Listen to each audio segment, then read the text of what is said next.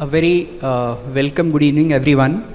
As the topic suggests that this is about the next chapter in legal education, preparing for diverse alternate dispute resolution, encouraging mediation and arbitration in legal education. As the topic suggests, when we talk about arbitration and mediation, which is ADR, it is the future and very important for a country like India where the courts are overburdened, and ADR works like a flyover which takes the burden of the courts and to a great extent reduces the traffic that the courts face today. Now, while as lawyers we completely understand that, but the future lawyers of the country, the students, they are the most important factor as to how should they be prepared, and in that background we are having this session. And I would actually start with my panelist Nooreen with a question as to why do you need ADR in legal education? When I started thinking about this topic, I thought it was actually very interesting because I reflected on what I remember being taught in ADR. And what it seemed like back then was that there's this 6-semester subject called ADR, which is sort of lumped into a category of various mechanisms. And it was something which either you consciously decide to go and do that, but otherwise you're not going to see it. And then when I became a disputes resolution lawyer, I realized ADR was part and parcel of every dispute.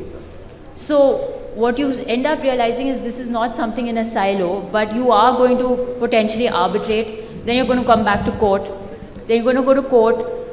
Before you go to court, you're going to negotiate. At some point, you're going to settle a matter. And if the purpose of legal education is to prepare young lawyers for what they're going to face when they come into practice, it's very necessary for them to understand ADR both in terms of individually what are these mechanisms, but what is the interplay with litigation in any form of dispute resolution.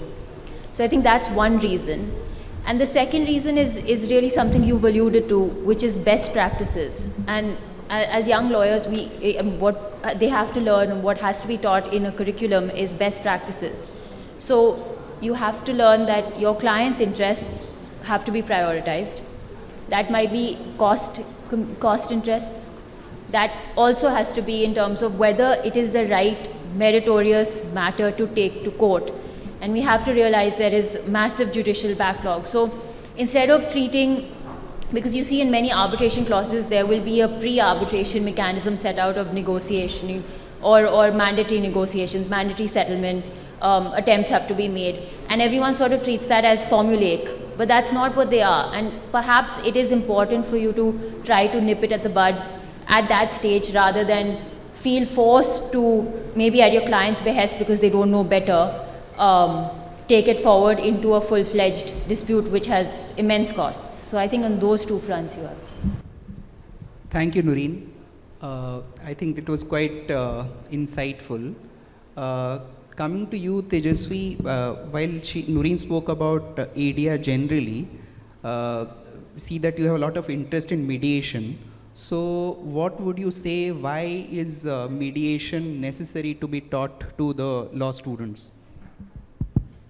Hello everyone. Thank you. I mean, that question really speaks to my heart because being a mediator myself, I'm an aspiring ADR neutral. That explains why I'm working where I am, and I'm very thankful to be there.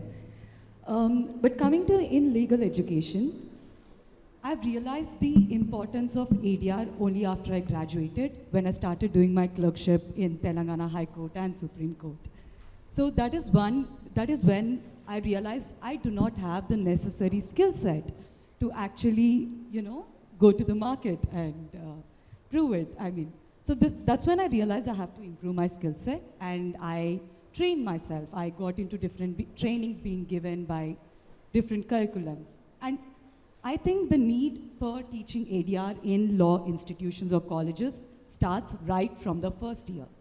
Let's talk about soft skills such as active listening, empathy, understanding conflict, why people fight, how they fight. Understanding these basics should start from my first year of college, where I'm approaching conflicts with a certain mindset. When I say mindset, it's the collaborative problem-solving thinking. Instead of, the adversarial framework system that all of us, I'm sure, were taught in our law colleges. And I believe that transition is very important right now, and students need to be taught so that they up their skills in this arena. Yes, thank you. Thank you. Moving to Vikash, we heard about why is ADR important and why is mediation important for the students know about. So Vikash, how do you think that the student community and the legal practitioners could collaborate to make it more useful? What are the ways they can do it? See, my point is very simple, and I think the kind of emphasis, I'll just come to that question and answer it. My point is the kind of emphasis even the Supreme Court is giving to mediation and arbitration is one can see from the mediation training manual, and I think it's a very important document everyone should go through. Now, coming back to the question, there is something which is written as a preface to the mediation training, and it says, mediation is one of the modes of attainment of peace. Now, while this statement might sound philosophical, but I think it's very important in the present day scenario. Peace is a thing which everyone wants to attain. Now, I was also in college just like everybody else. Now, the teachers or professors which we have in college are mostly inclined to academics, and they are very traditional in their approach. They would teach you case laws, they will teach you sections and all, but they are not very apprised to practically what is happening in the commercial field. And therein where your practical experience and exposure as a lawyer, whether you are working in a law firm or you are practicing in any forum including High Court or Supreme Court, becomes very crucial. And therein when you can go and interact with the students and you can share with them your practical experience and exposure and what is happening in the present day arena, and especially in commercial commercial disputes where parties are very much going for mediation, for conciliation, as well as for arbitration, which all are ADR modes of dispute resolution. And there you can go and you can share your experience with them. Now, what I was just discussing with my panelists before this panel started, that while BCI, of course, has rules for legal education, which was drafted way back in 2008, and then there are some draft rules of 2019, but yet to be implemented. But in order for the legal education to have a more streamlined structure, we need a proper rule or regulation, which have more emphasis on the importance of ADR being taught to students. It should be included in the program, in the curriculum as an important subject, and not as a credit course, but as one of the important subjects like a constitutional law or a contract law or a transfer of property or a CPC or a CRPC is taught as a streamlined subject. Similarly, even the ADR should be taught. Now, there's a lot of emphasis on arbitration. Because you have an Arbitration and Conciliation Act of 1996, and therefore it is taught to that extent. But I think that just like Supreme Court still has come with a manual, even I think there should be some specific finality and some sort of a strength should be given to a mediation proceeding to make it more binding. And therein parties will, one of the reasons which I personally believe is mediation is still not that successful because of its non-binding nature. So once it has a more binding nature, and that it can attain through a structural change or some law or rules coming therein. And that is how I think if as a community, as a practicing advocate, we are able to sort of convey this to our stakeholders of our legal education, then I think it will work in that direction. That's all what I wanted to answer. Thank you, Vikash. That was very useful. Since we have the advantage of having two renowned in-house lawyers, I would actually put a question to Sarika. Is that, although this is focused on law students, but ultimately, even for law students, ultimately we all aspire to be lawyers. So, Sarika, the question to you is that, do you think that some different skill sets are required for lawyers who want to do ADR or mediation in particular? Yes, definitely we need different skill set for the lawyers or for the students who want to pursue ADR. As our earlier panelist was saying, lawyers today have to wear many hats. And that is true. I think for all of us, almost, even the in-house counsels, when these students go for ADR practice, the first thing is to understand all disputes arise from conflict. Understanding conflict is the basic skill set that we teach the ADR students. The other things that we teach is communication. Communication is a very, important aspect of especially mediation. I mean, of course, lawyers are very good communicators, but when they become mediators or arbitrators, they have to wear different hats. Communication, the basis of communication, when we teach mediation, we say it is active listening. Communication is not hearing. It is active listening. Then we also teach the students about various forms of communication. You would be surprised to know in the mediation trainings, there are trainings of neuro-linguistic trainings, which is a non-verbal form of mediation. The way you sit as a mediator, the way you see eye-to-eye contact of a mediator. All these skill sets are required to be taught. And as my learned friend just said, that you just can't, just because you're a lawyer, you cannot sit as an arbitrator or a mediator. You need to have these skill sets developed through various trainings. Today, not only in India, I myself am a trained mediator from Singapore, from Pepperdine University, USA. I've done so many trainings on mediation. It is not that you just do 140 hours training and you become a trained mediator. No. The continuous education of everybody is very important. With the AI taking over, it is the continuous education which will hone our skills for the future. So it's not only, communication, negotiation. Negotiation is also a very important aspect of mediation or even arbitration, I would say, Then the mediators and arbitrators have to deal with diverse cultures.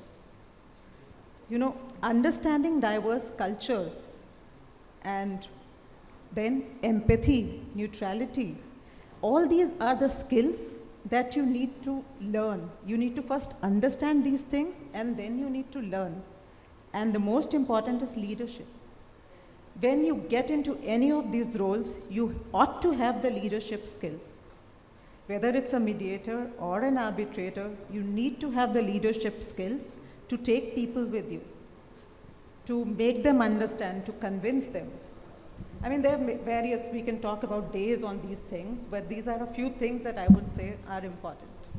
Thanks, Sarika. So I think I'll talk about myself, that when I had heard of mediation, I took it as if it's a settlement, but I later realized that it's not just a mere settlement. So I think that our first things need to be clarified. I'm sure there are a lot of others who think that mediation is just another way of settling it, but there is much more to it. There is a lot of give and take to it. It's not that there is some negotiation and the parties settle from 100 to 50, somewhere in between.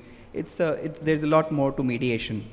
Now, coming to you, Varun, now a lot of students, again, it's very common for them to join in-house.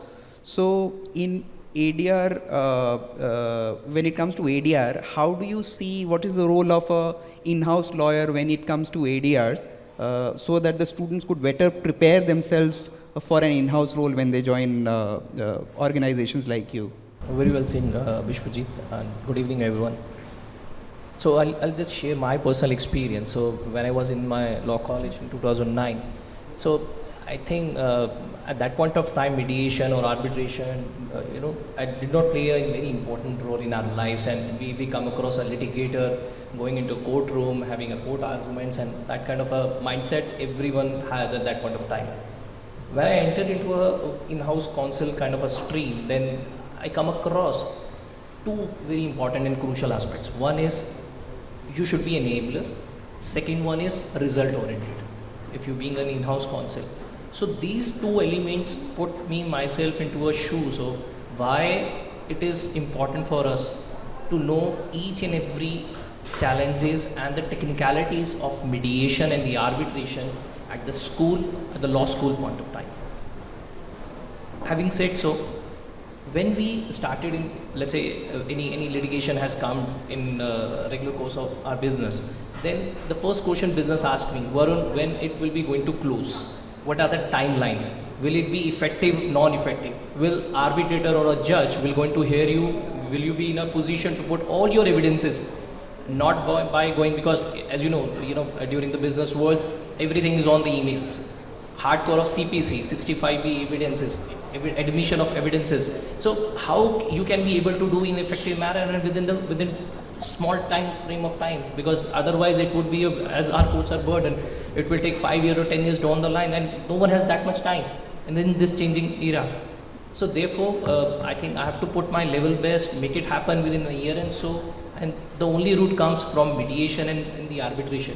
I think that is the important aspect which we should taught to our students, those who are coming, about to become a lawyers or going to join as an in-house counsel. So they must know and understand why it is so important for these days, considering huge bulk and huge pendency before our courts. I think that's the only way out. Thanks, Varun.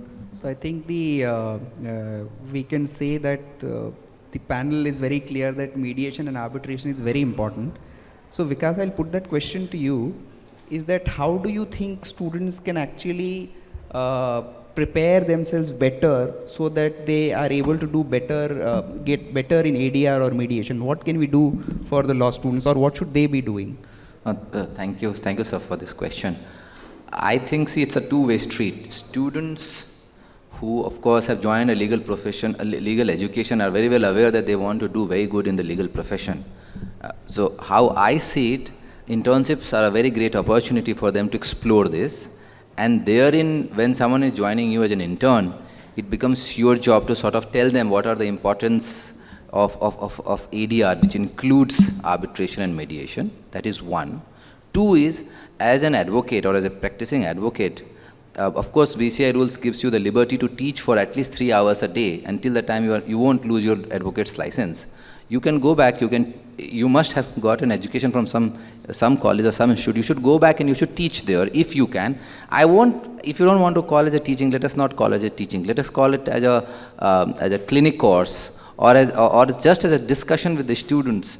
Not just from the college where you have graduated, you can go to other colleges as well. Let's say you are in Delhi. There are so many colleges in Delhi. You can go and speak with them, and there you can have one lecture around for a week, lecture a week, or whatever suits your timelines and suits the college as well. Why I'm making a lot of emphasis on this is, unless awareness is at the root of the success of anything in life. So unless the students know the importance of these two methods of dispute resolution, which is mediation and arbitration, and there are other modes of ADR as well. Unless they know it, they will not develop the interest there too. So for them to develop interest and make it applicable in their practical life, it is important for them to first know about it, and then know that what is as my co-panelist Varun was just saying, that result-oriented and the timelines are to be saved for the company. So if you know it, and if you are very, and as my co-panelist was saying, that it requires a different set of skill set. So once you know about it and you work in that direction, then you will be a successful professional, and everybody wants it. Since you want it, you will work in that direction. That's all. Thank you. Thank you, Vikash. So Tejaswi, you are the youngest on the panel and closest to the students that we have. Would you want to add something to what Vikash just said? Definitely. I mean, I'm coming from a place when I didn't have ADR back then and sort of finding my way in the profession. So one thing I know I would like to emphasize is mediation does not require law degree. You can get trained in mediation while you are in college. You can make sure you develop those skill sets. And this is not something that you learn in one day. It's something that you practice every day. And there's a process that you go through. You can get accreditations. Don't go and find all the accreditations that you can. Choose one accreditation, stick to the path. Get yourself trained, observe mediations, co-mediate. And life takes you, and it takes years before you can sort of get wisdom from it. So this is something that I would like to add. Thank you. Thank you. Nooreen, do you see any challenges in terms of teaching ADR to the law students? So there are few. I think The first one stems with the concept of ADR and us lumping together arbitration, mediation, negotiation, and all the other mechanisms together because they're fundamentally different. Now, arbitration is entirely different. It's practically a judicial process. So, if you were to study ADR, you were to study arbitration, you would study evidence, which you're not going to study if you're studying the other mechanisms. So, I think one of the challenges is segregating them and giving them due importance in terms of their various facets. The other one is about the approach, because either you approach it in terms of what is the theory we're going to teach, and I think some of us have touched upon what is the theory, and then otherwise you approach it towards teaching it as procedural law, the way we learn CPC, but we don't have a CPC here or anything like that. So what is being taught usually is the Arbitration and Conciliation Act and a few other provisions from here and there for the purposes of mediation. But that doesn't do it justice either, because if you truly want to know procedure for something like arbitration, you would have to know the institutional rules. And then there's a vast institutional rules, whether it's international or domestic. So procedure, just going according to procedure would be difficult. And then the third way is a clinical way, which is advocacy skills, which is what Sarika also touched upon, all the skills that you would require, Vikash was talking about. So that is, I think, the best way and the thing that requires the most amount of focus. So the challenge is taking all these different mechanisms with their unique facets and then trying to teach them against all these three heads: theory, procedure, and advocacy skills. But I just want to add one of the things that law students could do in addition to what my co-panelists have said, is I've noticed now more than there used to be, far more opportunities to have extracurricular negotiation and mediation competitions. Earlier there were about 1 or 2. Now I know that there are far more, and I think that's something that if you actually enroll in and you do it once or twice during your 5-year law program or once during a 3-year law program, you would actually put yourself to that test over and above what your course curriculum allows. I think that's... Thanks, Nooreen. So I think one of the things that I personally feel is that and people, Vikash spoke about teaching, but teaching looks very formal. The important point is that law practitioners should be sharing their experiences and their learning with the law students. That can make a huge difference. At times it need not be formalized like a course or something, but just sharing the learning experience, that can make a huge difference. Now I have just one last question for our in-house lawyers, and this is something that is close to my heart, which is that while all of us talk about mediation, and we feel that for a country like ours, mediation is extremely important, because mediation effectively would not just take the traffic of litigation off to a flyover, but it may also end it somewhere. Insofar as arbitration is concerned, the traffic eventually after the award, it comes back to the same courts. So it is not really taking it out, it's bringing it back after a detour. So mediation, when we as lawyers advise this to our in-house colleagues, that maybe after our analysis, please explore mediation, that's looked at as that my experience has been that the kind of reaction we get is that my own lawyer is not feeling confident about it, so can I count on him or her? So in that background, I have this question as to should lawyers, this is one part. Second part is that mediation is not incentivized for lawyers. So if I am a lawyer, it suits me that the matter continues in court or goes into arbitration so that I can keep earning my fees. But for an in-house lawyer, it's definitely something that would bring certainty and perhaps very, very quickly. So in that background, Sarika, your thoughts, and then Varun, after that I'll take your thoughts on that. If I understand your question correctly, you want to know whether mediation is promoted by in-house counsels and also as lawyers, if it is being... Just one aspect to it, which is that as lawyers, if I suggest mediation to you, would you look at me as someone who's not feeling very confident about your matter? Being so that's one mind. Being an in-house counsel. You being the in-house counsel and me being your external advisor. I will not even come to you. The first thing that comes to my mind is, can I resolve this? I approach that's the second step for me. You know, when I feel helpless, then only I approach the lawyers. Bishwajit, I'll tell you a practical side of it. So whenever this kind of a discussions happen about the disputes and how to resolve it, the first question business asks me whether we can settle it down. And the best way of the mediation over here is no one feels that you lost, I win. Everyone win the matter and everyone is happy out of, when they go out, they shake their hands and the relationships will become a long-term relationship. Because it's not a dispute between two individuals, it's a business which will prevail among all of us. So the idea would be to have a long-term relationship and not to get into the every time of a disputes. Yes, one has to give away some kind of a thing to take some benefits from the other side. So that everyone should feel like everyone is a winning in that angle. So it's a win-win. And with that, I think our time is up. If there are any questions for the panel. Bishwajit, can I add something Yes, here? please. You know, listening to all my co-panelists, it's just thoughts coming to my mind. Today, we have to look at the new legislations which are coming, IBC, for example, or the Consumer Protection Act, or even the proposed Digital Data Protection Act. Mediation has become a part of it. So that's the first step that you have to take before approaching the courts for any adversarial processes.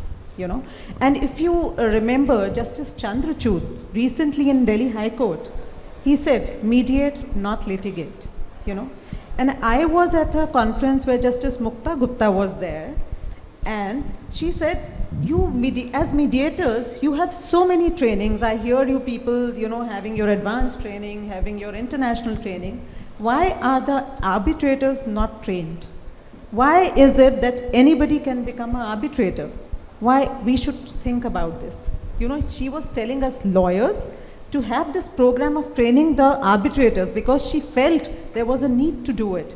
There was something missing, anybody, you are a corporate head, you can be the arbitrator. Of course, the lawyers, like retired judges and all, they have a different skill set, of course.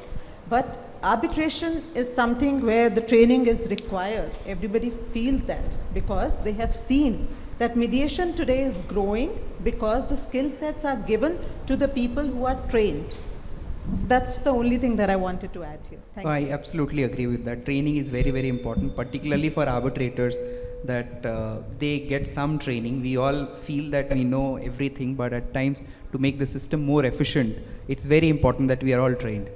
Yeah, my question was that since you were mentioning that and elucidating on that, so what are the actual practical ways that we students can actually apply and learn firstly ADR, and since we have stepped in the, I would say, AI era, so are there any AI tools or is there any way that AI can positively contribute to us learning it or implementing ADR? Thank you for that question. I mean, I hope I can only answer it the best.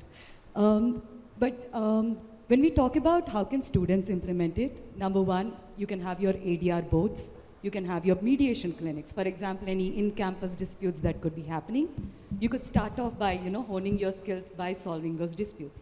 Instead of seeing it two competing people, you could make it a very collaborative problem-solving things. And then you take it outside your campus. You ensure the awareness, you make sure you take part in the outreach programs. And AI being a part, I can only hope that I one day can conduct mediation in a VR. So that is a dream to come, but I do not know if I can, frankly answer it to the fullest capacity, but ODR is an up and coming forum right now. If my panelists have anything to add, please, To add to what Tejaswi just said, you can really practice mediation amongst yourself. We as, I'm a part of a mediation forum. We go to the school and we teach, we call it peer mediation, which you do among yourself.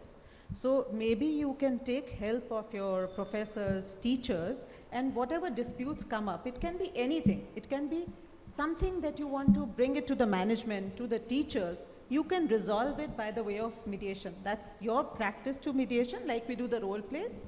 So don't really take it as a dispute, but do it as a role play and resolve your issues.